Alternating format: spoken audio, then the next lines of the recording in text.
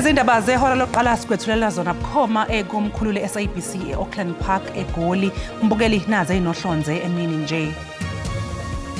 We'll have a good summit in South Africa with the participation of the United States and also with President Donald Trump coming to South Africa. Umengameli wezwe uCyril Ramaphosa uthela kuleli likulungela ukusingatha inhloko zombuso ezifana nomengameli waseMelika uDonald Trump emhlanganweni olandelayo wamazwe angaphansi kwe-G20. It's not the duty of the police to make sure that they come out. The duty of the police is given by Constitution. Their duty is to enforce the law. Owabe ongqongqoshe wamaphoyisa uBhekicele uthi akuwona umsebenzi wamaphoyisa ukutakula abamba ngokungemthetho abasemathunjini omhlaba eStilfontein njengoba ithimba longoti lizozama ukubheka ukuthi ingabe bangaki abasengaphansi komhlaba namhlanje. Lento lena angiboni ukuthi ngiyi24 ezobephelile. Angiboni baba inzima kabi. It's not extendable. That's the point I want to make. It's a technical issue. We can't extend it. Ungqongqoshe wezogesi uDokotela uHosiyeni Ramogopa uthi ngeke kwengezwe isikhathi ohlelweni lokubhaliswa kwezigubhu zogesi yize izakhamuzi zikhala ngokushaya ngolonwabu kwalolu hlelo. Mbukeli sikubingelele sikwamukele ezindabeni zasemini enizethulelwa uNoxolo uMamtshali wakwaMwali. Sibonga kakhulu ukuthi uhlanganyele kanye nathi ake sibhekeke ukuthi yiziphi esidingida namhlanje.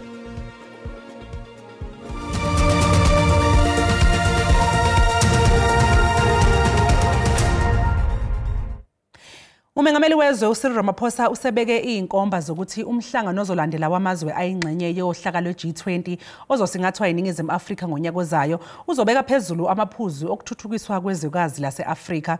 Umengameli Ramaphosa ubekhuluma emva kokuphothulwa komhlangano we-G20 wakulonyaka obusingethwe ngelaseBrazil eRio de Janeiro. Thank you. Umengameli waseBrazil uLula da Silva ubeseqhuba uhlelo lokwedlulisela amandla njengophawu lokuhlonzwa kwezwe okuyilo liyosingatha umhlangano wamazwe e-G20 olandelayo. Kuzokuba ngokuqala ngqa ukuthi lo mhlangano usingathwe eAfrika. Umengameli wezwe uCyril Ramaphosa useqagule ukuthi umhlangano we-G20 osingathwa ilakuleli ngonyaka ozayo kuyofanele ukukhulume kakhulu ngalokho okuphathelene nokuthuthukiswa kwamazwe ase-Afrika. We will be the first to host a G20 on the African continent, and we will want to use this moment to bring development priorities of the African continent and the global south more firmly onto the agenda of the G20. Kulindeleke nokuthi emhlanganweni olandelayo we-G20 uhanjelwe nangumengameli waseMelika osanda kunqoba ukhetho uDonald Trump. Umengameli Ramaphosa uveze ukuthi usesithumele nesimeme esibhekiswe kuTrump okuzoba ngokuqala ngqa enyathele eAfrika. I think we'll have a good summit in South Africa with the participation of the United States and also with President Donald Trump coming to South Africa. I've already invited him for a state visit and we look forward to welcoming him and all other global leaders. INingizimu Afrika izothatha ngokusemthethweni izintambo zokwengamela umhlangano we-G20 eqaleni kwenyanga uZibandlela nonyaka. Ungqongqoshe wezogesi uDokotela uHosiyeni Ramogopa usenxuse izakhamuzi zakuleli ukuba ziqinisekise ukuthi inombolo zezigubhu zogesi zibhaliswa kabusha ungakashayi umnqamla juqwa ngesonto. uRamogopa uthi angeke sinwetshwe isikhathi sokubhalisa njengoba iEskom isebenza ubusuku nemini. Kepha ke ezinye izakhamuzi ayigculisekile neze ngendlela lolu hlelo olusebenza ngayo. Ungqongqoshe wezogesi uDokotela Hosiyeni Ramogopa uthi angeke sinwetshwe isikhathi sokubhalisa izinombolo zezigubhu zogesi njengoba iEskom isebenza ubusuku nemini uqinisekisa ukuthi bonke abathengi bogesi bayabhalisa. People are coming across and saying no, but can you extend it? It's not extendable. That's the point I want to make. It's a technical issue. We can't extend it. So it's a hard stop. The 24th, if you have not recoded, then you are sitting with a different problem. So if you replenish your units based on the absolute system, then you can load them.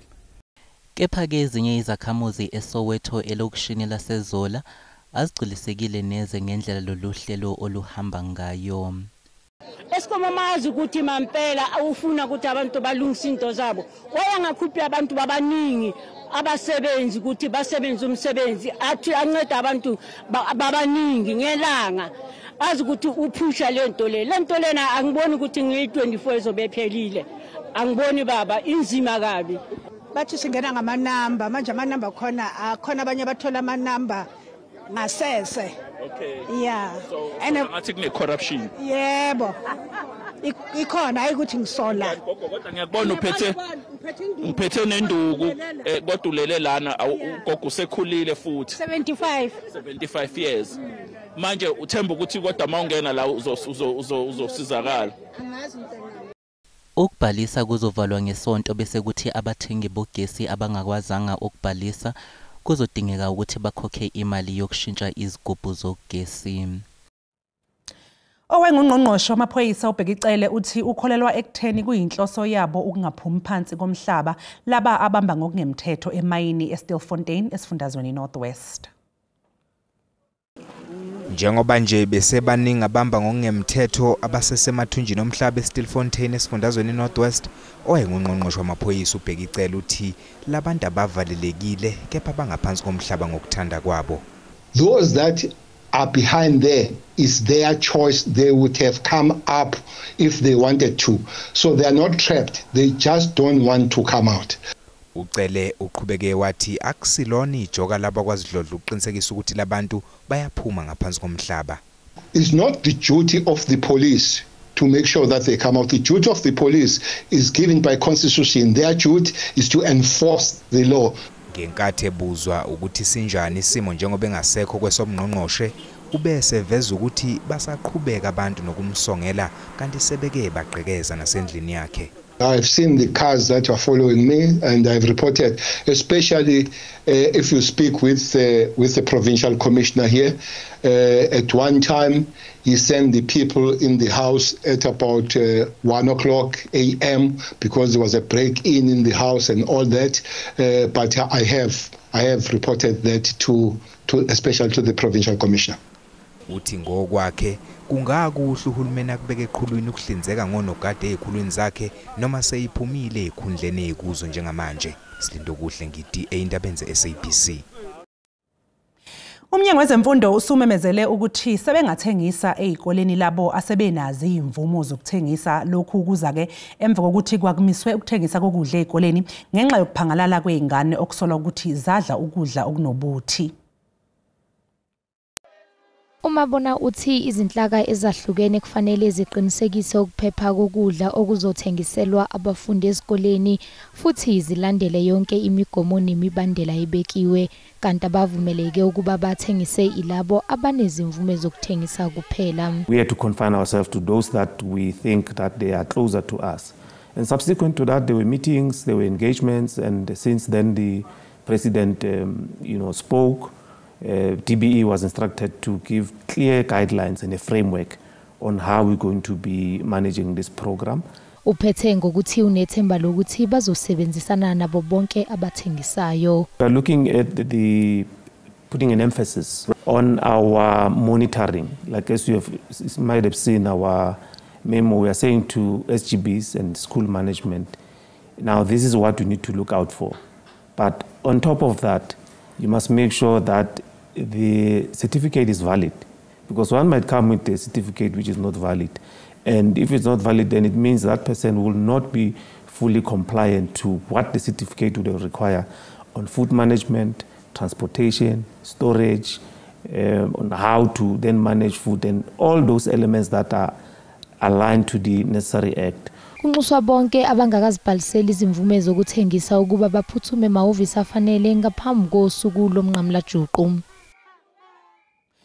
Ungqongqoshe wezokubusa ngokubambisana nezindaba zomdabu uVelenkosini Hlabisa uthi abanikazi bezitolo kufanele bawusukumele phezulu umyalelo kaMengameli wezwe uCyril Ramaphosa wokubhalisela izimvume zokuthengisa kungakapheli insuku ezingama-20.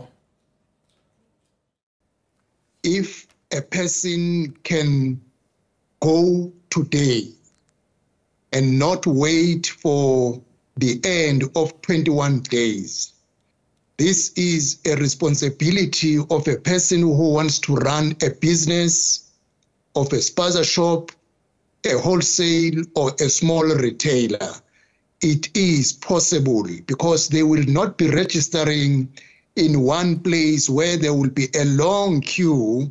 They will be registering in a municipality where they will be trading.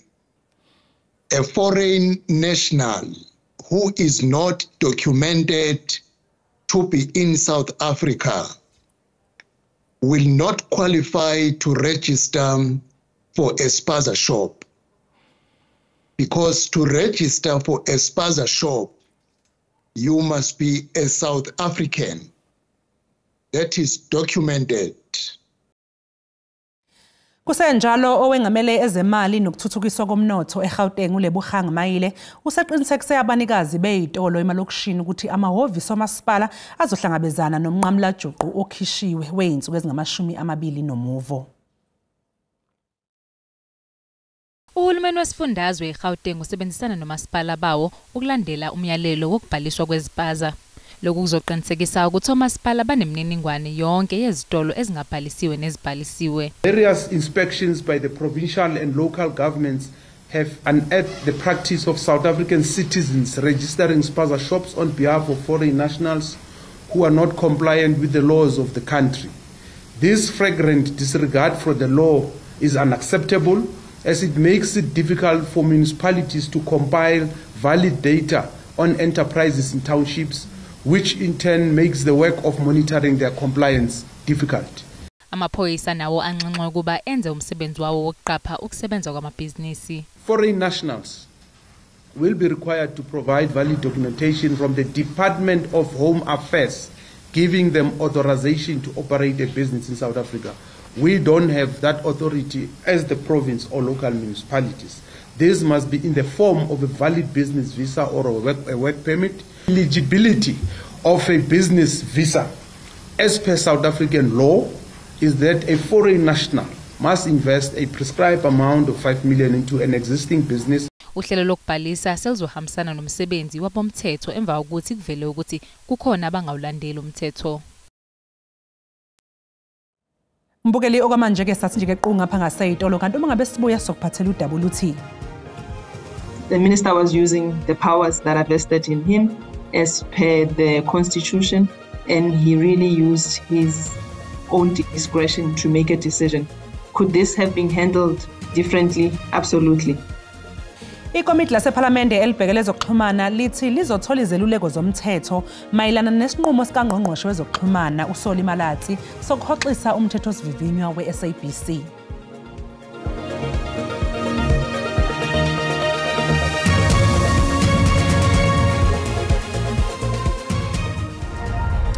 Sikubingelele mbukeli isiphelo sikwamkeleke mangabe usanda kungena odabeni oluphambili besibike ukuthi umengameli wezwe uCyril Ramaphosa uthela kuleli likulungela ukusingatha inhloko zombuso ezifana nomengameli waseMelika uDonald Trump emhlanganweni olandelayo wamazwe angaphansi kwe-G20.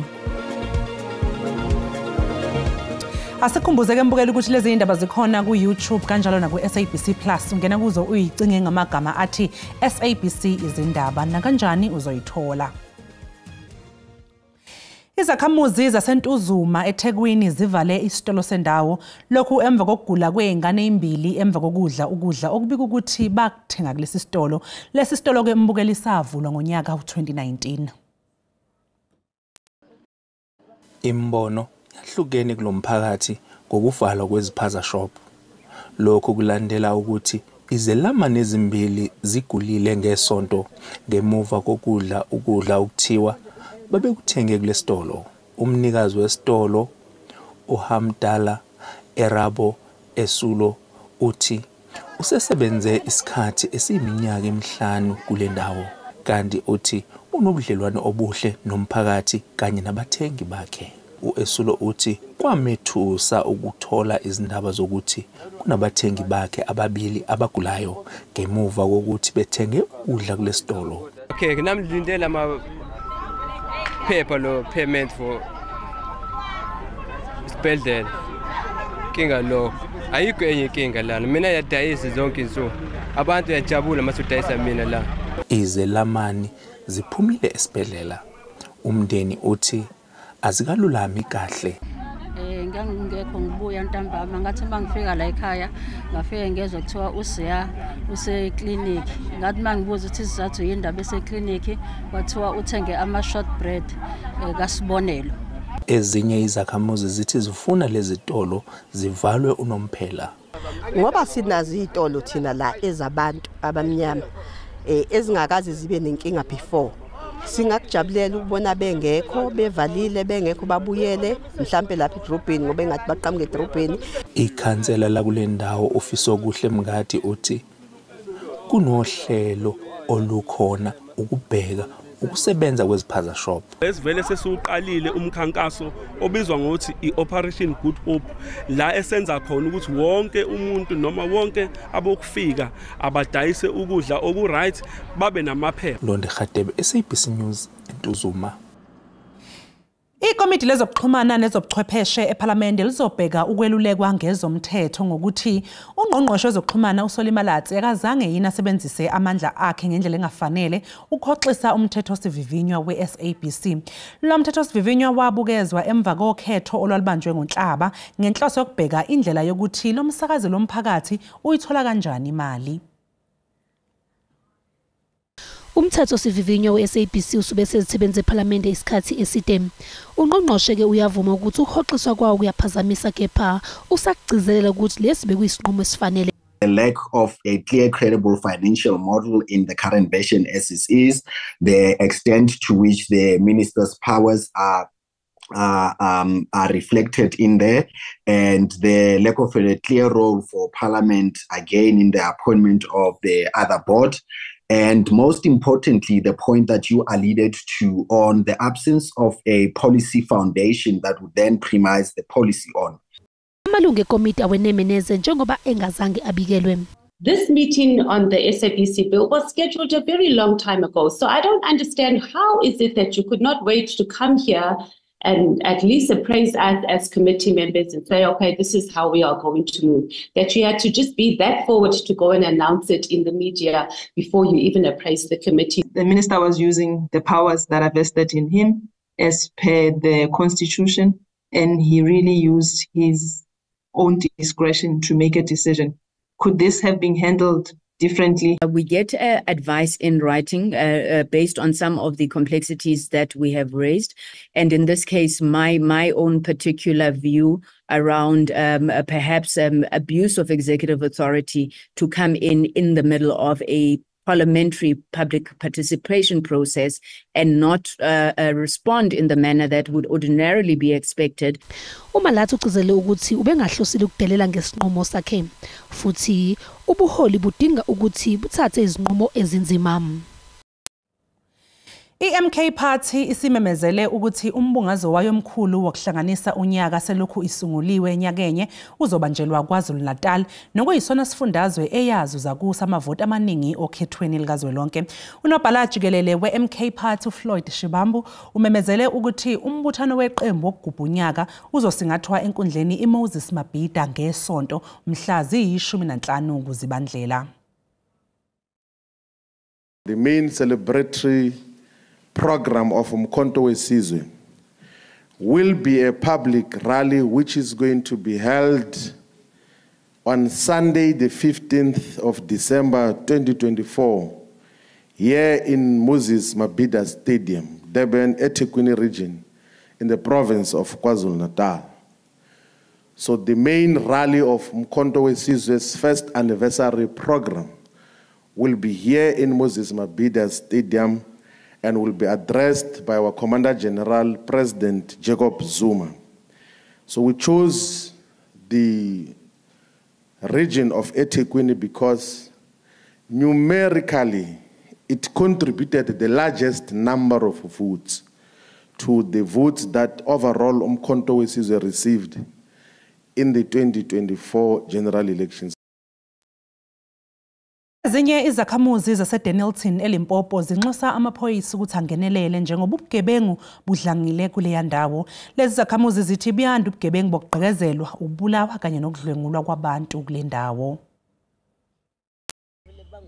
Umndeni wakwaNhlapho ohlala kulomphakathi nawo izisulu zobugebengu obudlangile kule ndawo.